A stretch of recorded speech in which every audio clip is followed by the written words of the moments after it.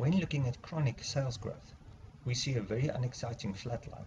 There's a good reason for that, and it has very little to do with sales force performance or even switching by pharmacists.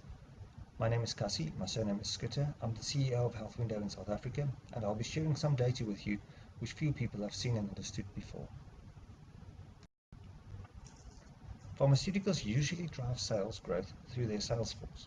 They call on the doctor and try to persuade them to script their product. Another strategy might be to partner pharmacies to switch to a specific brand. Both strategies is aimed at winning new patients. However, that begs the question, where are the new patients? When looking at the chronic sales growth or sales trajectories in South Africa, in some of the largest chains and independents in South Africa, we see very little sales growth. We were selling just over 2 million boxes in these pharmacy chains in January 2016, and by December of the same year, we were still selling just over 2 million boxes. All that investment by the pharma companies, all those company cars, all those sales force staff, all the cell phones and tablets gave us less than 3% growth. This leaves executives with a dilemma that sales force switching strategies do not serve well as growth strategies. On the contrary, both strategies are grappling to merely maintain what they had a year ago. This scenario of poor sales growth despite good effort is demoralizing, and this scenario saps energy and lifeblood from otherwise vibrant organizations. As executives see their spend on the gigantic sales force and marketing expenses but fail to see chronic brand sales growth, they are challenged to motivate how and why their budgets should remain intact. They easily make the wrong conclusions and can act harshly in their effort to improve the situation. They might jump to the conclusion that Salesforce is not generating enough new business, or that pharmacies are getting more money from someone else and is therefore switching to some other brand. That might not even be the case. The real scenario looks more like the following. Every company starts the year off with a number of patients already diagnosed and using their product. Then Salesforce does their stuff and doctors script their product to new patients. Pharmacists might even be switching to your product.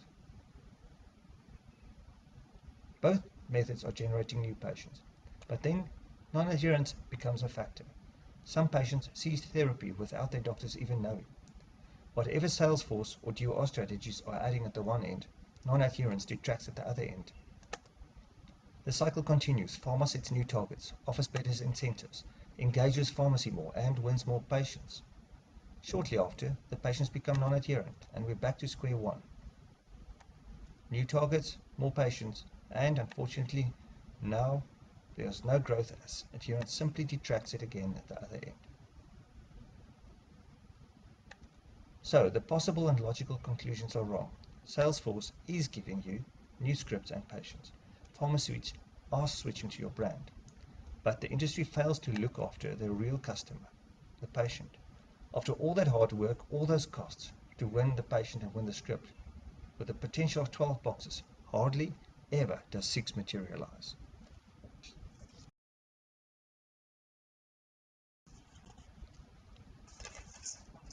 Another dilemma executives are facing is that they are literally blinded by their own data and reports. To illustrate with an example, imagine that you have, as an executive, data that shows you have 5 patients buying in a pharmacy, or you're selling 5 boxes. Within this pharmacy, 5 patients each bought a 1-month supply or 1 box of chronic medication. Then Salesforce does their thing and they add a patient or 2. The executive, however, gives a report again the next month to show that another 5 boxes was sold because non-adherence removed 2 of the previous patients. The same thing happens. Salesforce does their stuff, non-adherence sets in, and the executive gets another report to say that sales have been flatlining at 5 boxes per month per pharmacy, and for a period of 4 months this has continued. Huge effort, very mediocre growth results.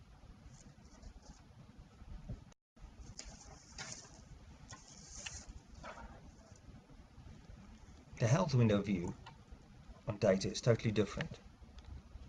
We look at the patient and not just the total sales per pharmacy. So we see that 5 boxes were sold. 2 new patients were added, but 2 ceased therapy. Again, 5 boxes were sold, but now it's 5 out of 7. If we add another 2 and lose 2, we're still selling 5 boxes, but now it's 5 out of 9. That means you've lost almost half the patients that you could have had by this time of the year. And it goes on until it becomes 5 out of 11 and even more. So this gives you a totally different picture to what executives usually see. If they just see that it's 5 boxes, they are thinking that their growth strategies are not working.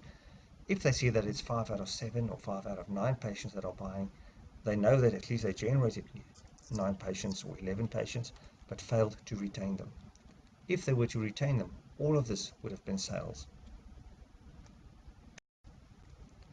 So, if pharma has only a view that they are selling 5 boxes every month and they have no view on how patients come and go, that investment into sales force seems dramatic for the little return they have. All they're doing is they're spending money on replacing lost patients. Adherence asks for a little bit of extra investment.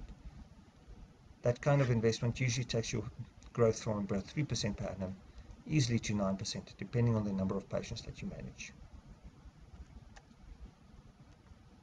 And what happens if you retain your old customers? You have growth instead of this leaking bucket that simply gets replenished continuously.